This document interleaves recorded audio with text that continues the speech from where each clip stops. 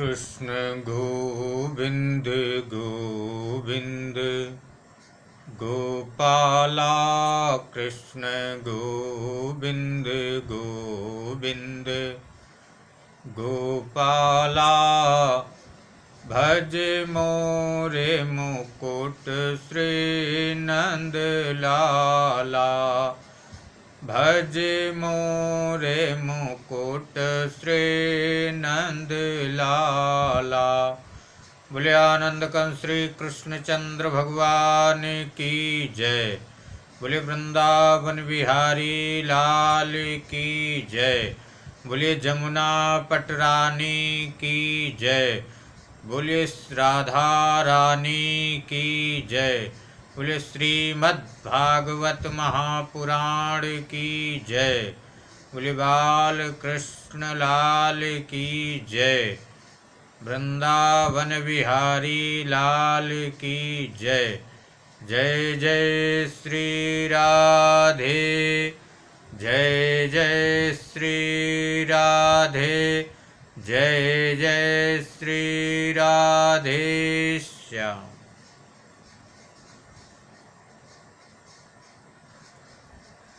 आइए हम सभी लोग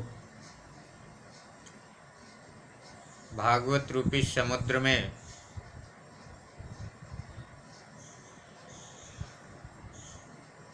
गोता लगाते हैं, क्योंकि भागवत रूपी समुद्र में जो डुबकी लगाता है उसको कभी भी किसी काल में दैहिक दैविक भौतिक कोई भी कष्ट नहीं होता।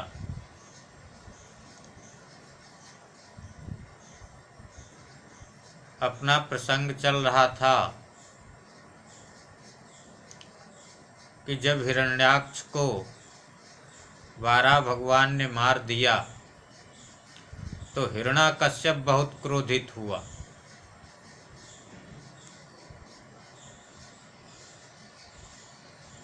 हिरण्याकश्यप के भयंकर भयंकर दांत, भयंकर भ्रकुटी, भयंकर मुख। हिरण्याकश्यप ने अपने संपूर्ण राज्य में आदेश दे दिया कि देखो, यत्र यत्र द्विजागावो वेदा वर्णाश्रमा क्रिया तं तं जनपदं यात संदीपयत वृश्चत। जिस जिस गांव में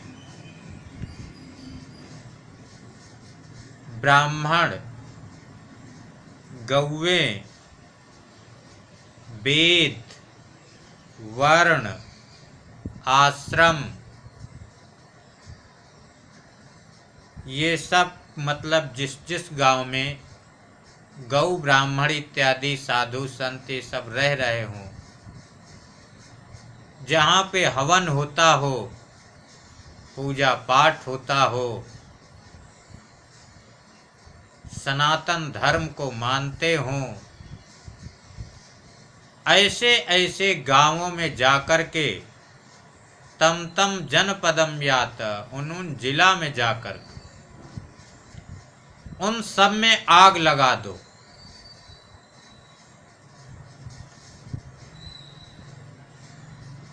इधर हिरण्याकश्यप तो ये आदेश दे दिया, और हिरण्याक्ष की पत्नी हिरण्याकश्यप ये सब बहुत ही रो रहे थे, चिल्ला रहे थे, शोक मुद्रा में थे। उस समय यमराज ने एक बालक का रूप धारण किया और बालक का रूप धारण करके उनके सामने आए और कहते हैं कि अरे तुम लोग क्यों शोक कर रहे हो? अहो वयं धन्यतमाय दत्ता त्यक्ता पितृभ्यां न विचिन्तयामः। आप लोग हमसे तो अच्छे ही हैं, हम तो देखो माता पिता से भी रहित हैं और जंगल में ऐसे ही घूमते हैं जहाँ पर बड़ी बड़ी हिंसक पशु भी रहते हैं। लेकिन हमको उन परब्रह्म परमात्मा पर विश्वास है कि जिसने गर्भ में रक्षा की, सरक्षिता रक्षति यो हि गर्भे,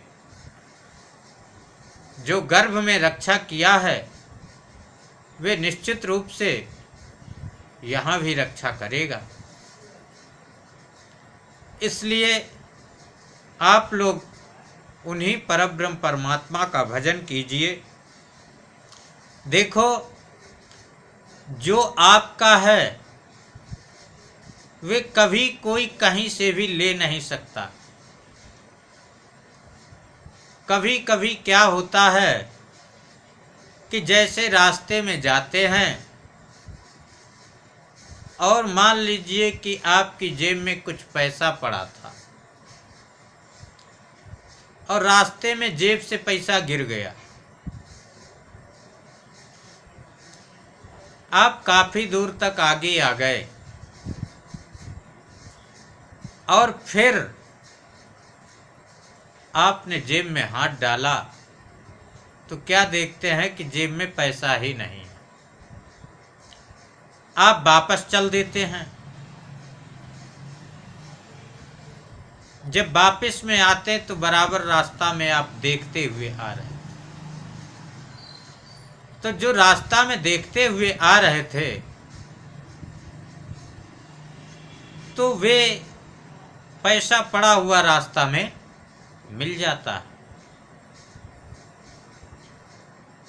पथिच्युतं तिष्ठति दिष्टरक्षितं ग्रहे स्थितं तद्विहितं विनश्यति,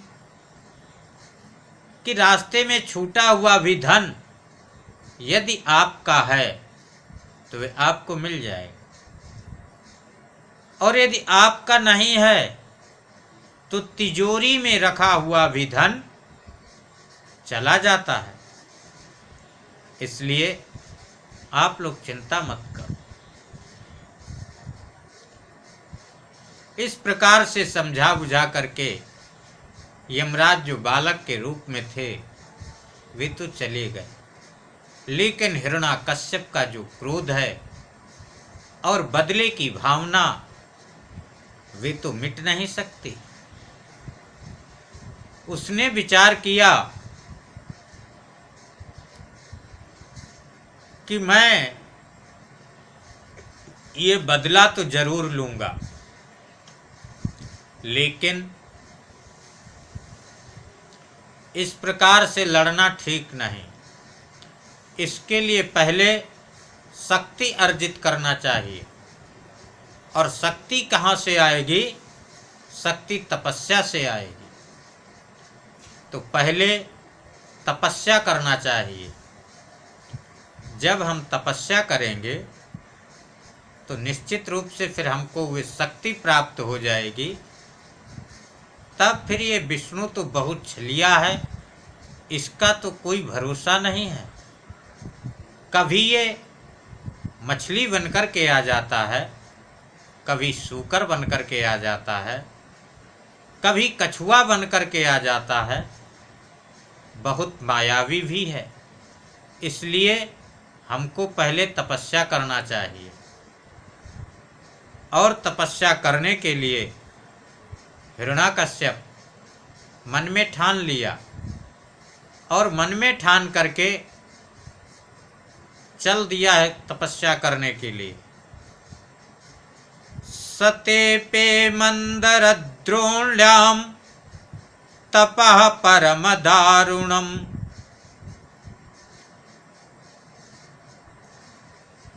ऊर्ध्वबाहुर्नभो दृष्टि, कि मंदरागिरि पर्वत के ऊपर तपस्या करने के लिए चल दिया। वहां पर पहुंचा मंदरागिरि पर्वत पे, ऊर्ध्वबाहुर, ऊपर हाथ दोनों खड़े कर लिया, नभो दृष्टि, आसमान की ओर देखने लगा।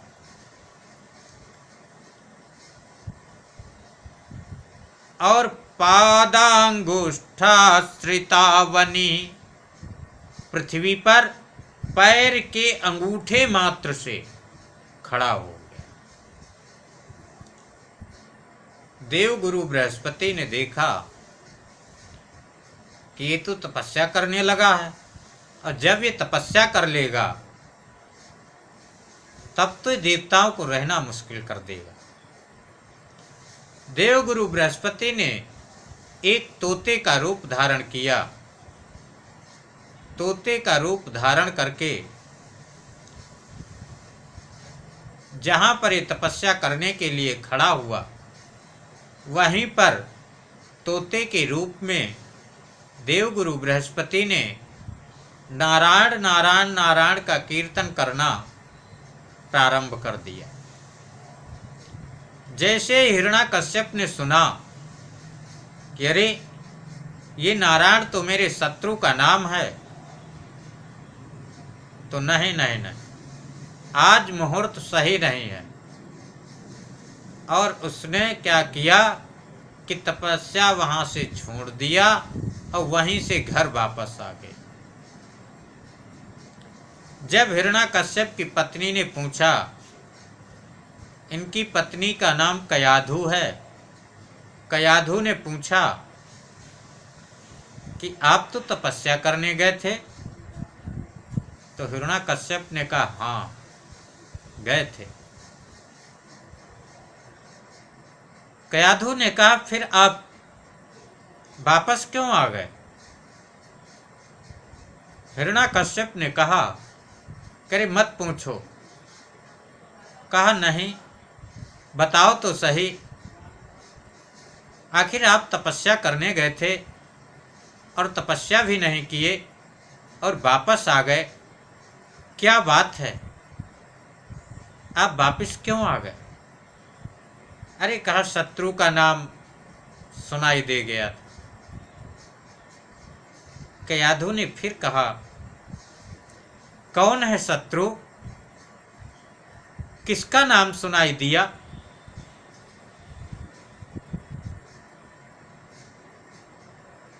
हिरण्याकश्यप ने कहा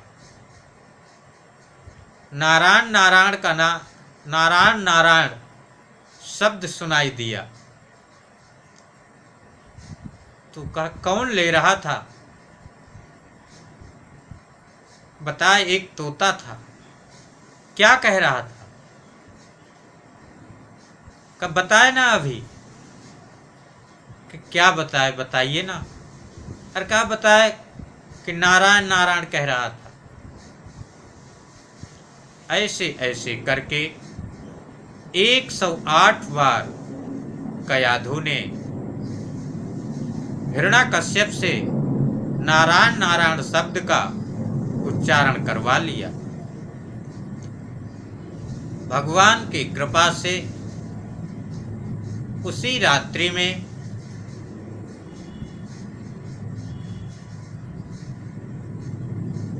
कयाधु के जो गर्भ धारण हुआ, उसी से भक्त प्रहलाद का जन्म होता है। जब फिर दूसरा दिन हुआ तो दूसरे दिन फिर गए, फिर वहीं पर ऐसे ही शब्द सुनाई दिया, फिर ये वापस आ गए। फिर तीसरे दिन गए तो फिर तीसरे दिन से कहने लगे कि अब कुछ भी सुनाई दे हमें तो तप करना।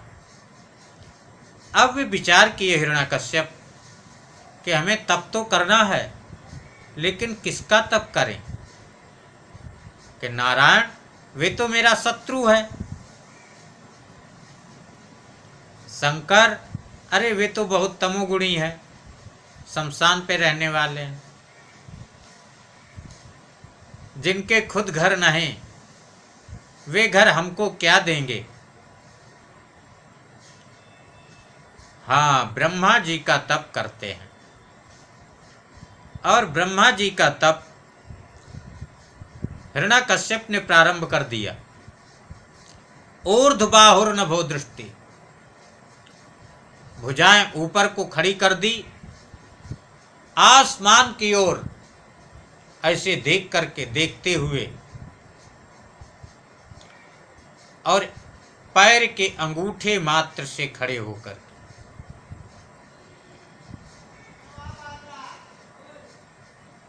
बहुत दिन व्यतीत हो गए।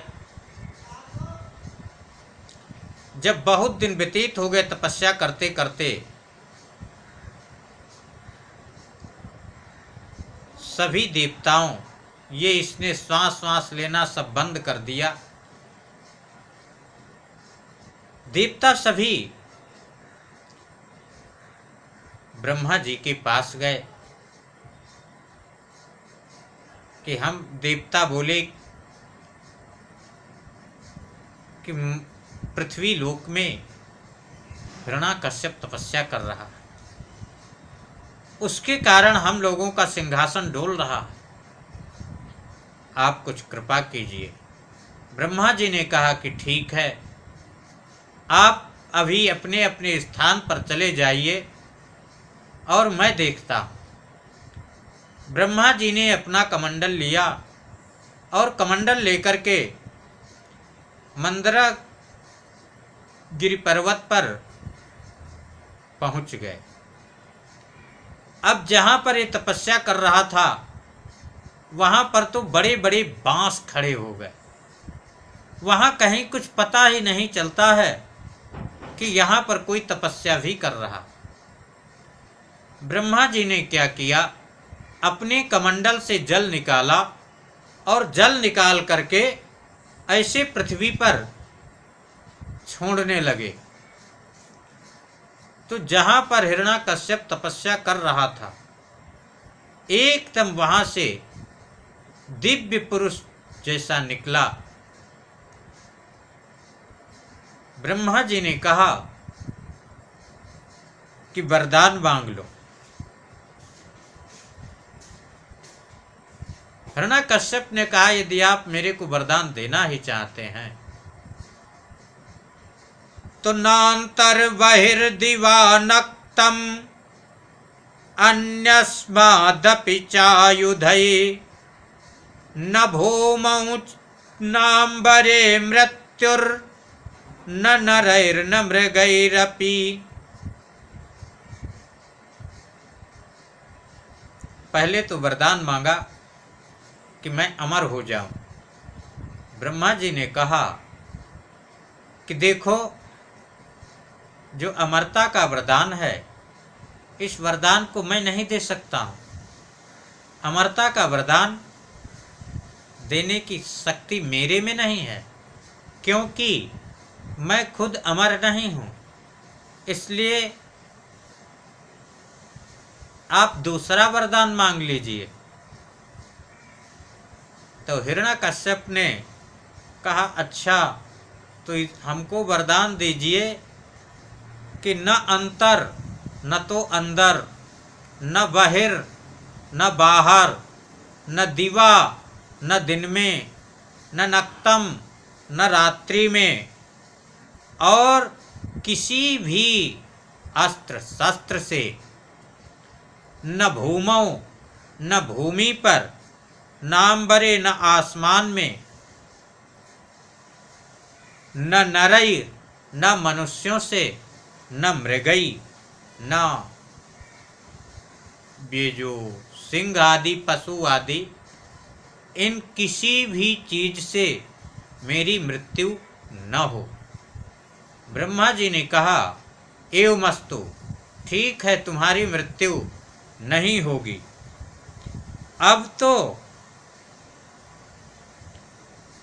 हिरण्याकश्यप बहुत प्रसन्न हो गया कि अब तो हमको कोई त्रिलोकी में मार ही नहीं सकता।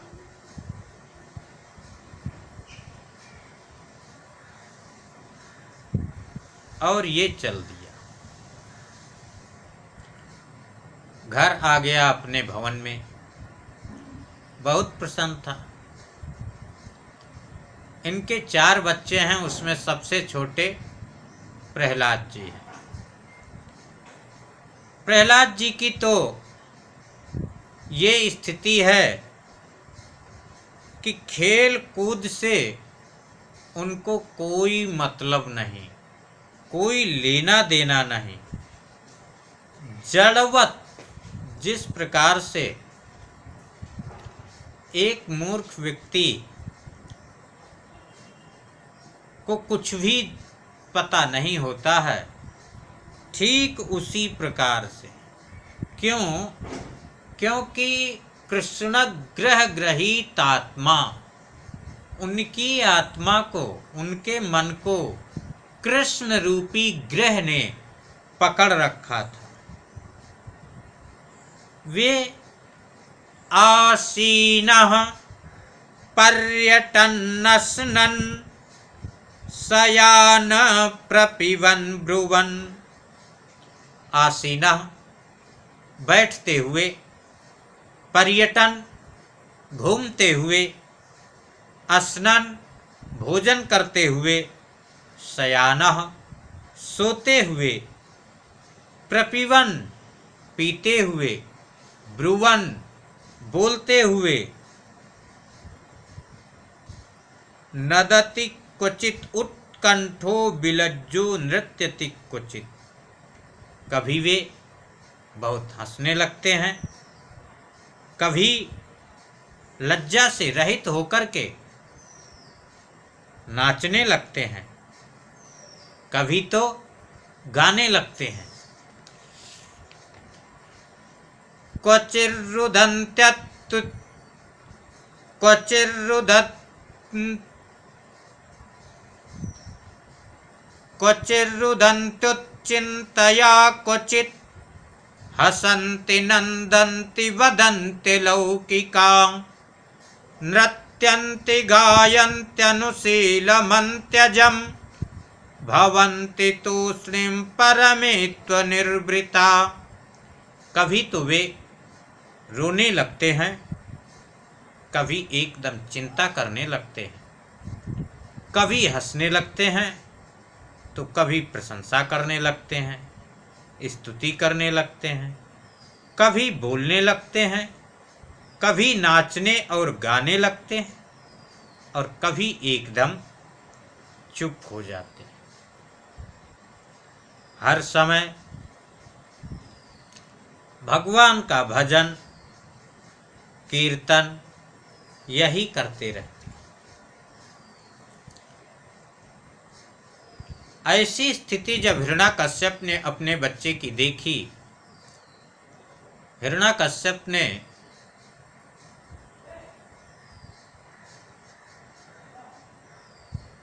स्कूल में पढ़ने के लिए भेज दिया, विद्यालय में। तो विद्यालय में ये पढ़ते थे, लेकिन जो स्कूल विद्यालय की शिक्षा थी, वे शिक्षा इनको अच्छी नहीं लगती थी, क्योंकि विद्यालय की शिक्षा सांसारिक शिक्षा थी। इनको आध्यात्मिक शिक्षा ही अच्छी लगती थी।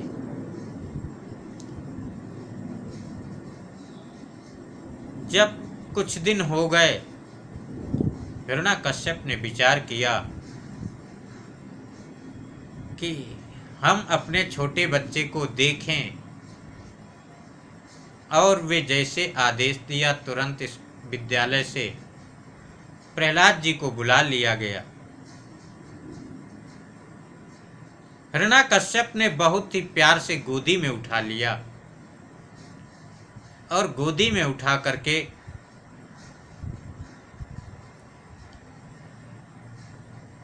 पूछने लगा,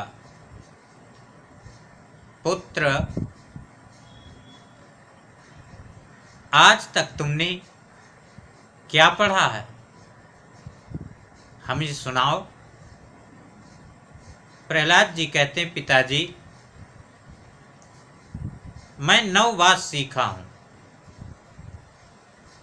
तो कहे सुनाओ। तो श्रवणम कीर्तनम विष्णु, स्मरणम पाद सेवनम, अर्चनम वंदनम दास्यम, सख्यमात्म निवेदनम। कहने लगे कि पहली भक्ति तो श्रवण भक्ति है और दूसरी कीर्तन, तीसरी स्मरणम स्मरण, चौथी पाद सेवन, फिर अर्चनम, उसके बाद वंदनम, फिर दास्यम, फिर सख्य, इसके बाद आत्मनिवेदन।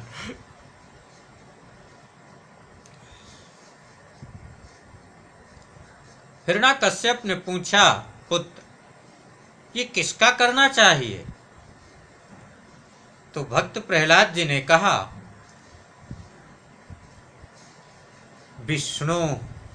विष्णु जी का श्रवण करना चाहिए, उनकी कथाओं का श्रवण करना चाहिए, उनका स्मरण करना चाहिए, विष्णु का ही कीर्तन करना चाहिए, विष्णु का पाद सेवन करना चाहिए, विष्णु जी की पूजा करना चाहिए, विष्णु जी की वंदना करनी चाहिए। हिरण्याकश्यप ने बीच में कहा कि चुप, ये तुमको किसने पढ़ा दिया? अरे जहां विष्णु लगाते हो वहां पे मेरा नाम लगाना चाहिए, कि मेरा ही स्मरण करो, मेरी ही पूजा करो, मेरी ही वंदना करो, मेरा ही कीर्तन करो। तो कहा अच्छा, जो प्रहलाद जी के आचार्य जी थे संड और अमर्क, कहा उनको बुलाओ। संड और अमर्क दोनों के दोनों बुलाए गए। हिरण्याकश्यप ने कहा कि तुमको मैंने क्या शिक्षा देने के लिए अपने छोटे से बच्चे को वहां भेजा है, और तुमने क्या शिक्षा दे रखी है? कहा महाराज क्या बताता है? कहा बताता क्या है? मेरे शत्रु का नाम लेता है और कहता है कि उनका स्मरण करो, उनका कीर्तन करो, उनका नाम लो, उनका पाद सेवन करो, उनकी पूजा करो, उनकी वंदना करो। तो तुमको यही सब करने के लिए स्कूल में नियुक्त किया गया है, विद्यालय में?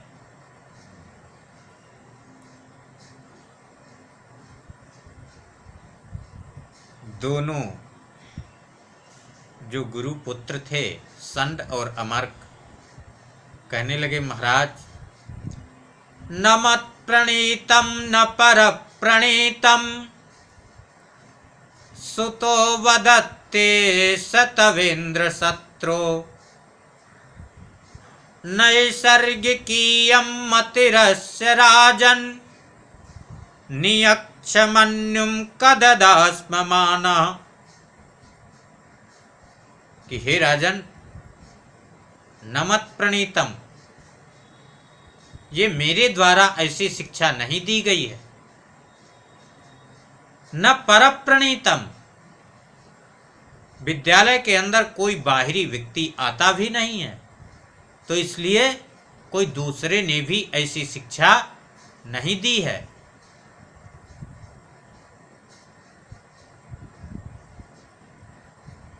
और हे इंद्र शत्रु, ये आपका पुत्र ही बोलता है।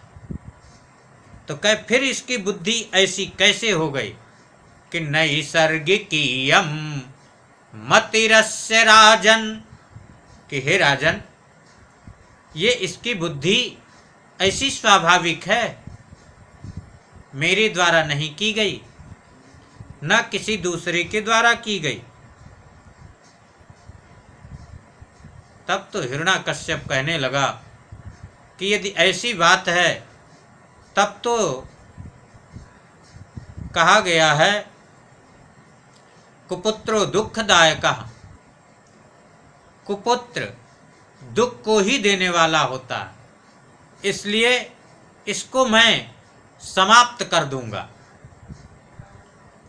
अब हिरण्याकश्यप ने तुरंत ही अपनी गोदी से एकदम ऐसे पटक दिया, लेकिन भक्त प्रहलाद बड़े आराम से हरि का नाम कीर्तन करते हुए वहीं पर खड़े हो गए। आइए 2 बार हम लोग भी भगवान का कीर्तन करते हैं और इसके आगे की कथा अगले वीडियो में श्रवण करेंगे। सीताराम सीताराम सीताराम सीताराम, राधे श्याम राधे श्याम, राधे श्याम राधे श्याम, राम राम राम राजा राम राम राम, राम राम राम राजा राम राम राम, श्याम श्याम श्याम श्यामा श्याम श्याम श्याम, श्याम श्याम श्याम श्यामा श्याम श्याम श्याम। बोले आनंद कंस श्री कृष्ण चंद्र भगवान की जय।